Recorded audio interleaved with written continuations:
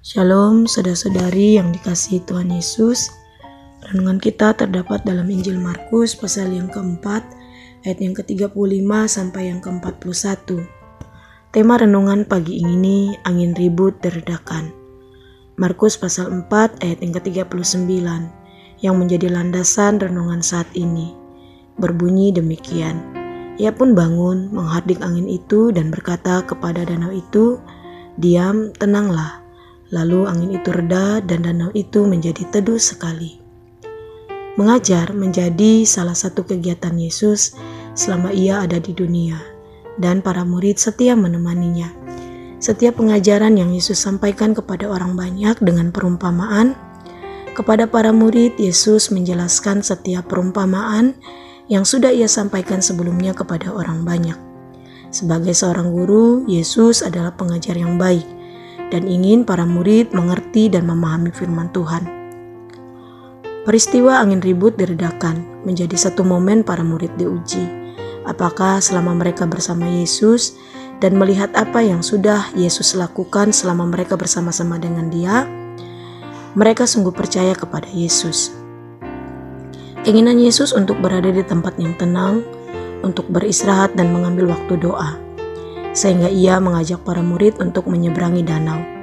Pada saat di perahu, Yesus beristirahat. Di tengah danau, taufan datang melanda perahu mereka. Hal ini membuat mereka mulai takut.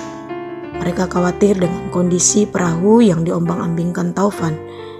Mereka segera membangunkan Yesus dan berkata apakah Yesus tidak peduli dengan kondisi mereka. Mendengar hal itu, Yesus bangun dan menghardik badai itu. Badai itu menjadi teduh kembali.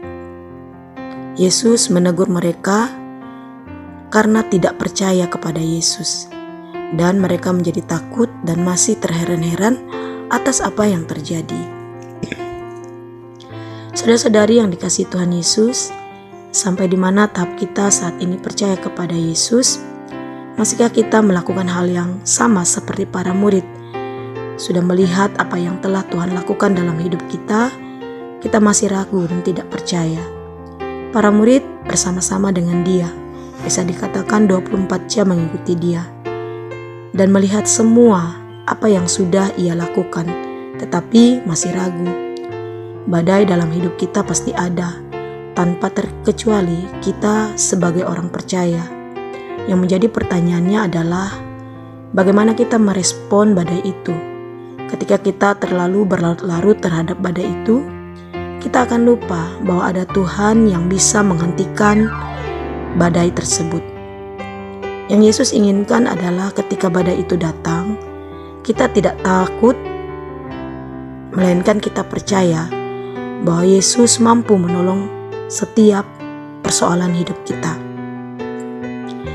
Yesus menghentikan badai di depan para murid untuk memberitahukan bahwa Ia Allah yang Maha Kuasa. Ia berkuasa atas hidup kita. Badai yang kita hadapi untuk memampukan kita berharap hanya kepadanya, datang kepadanya, karena Ia satu-satunya sumber jawaban. Demikian renungan firman Tuhan. Tuhan Yesus memberkati. Shalom.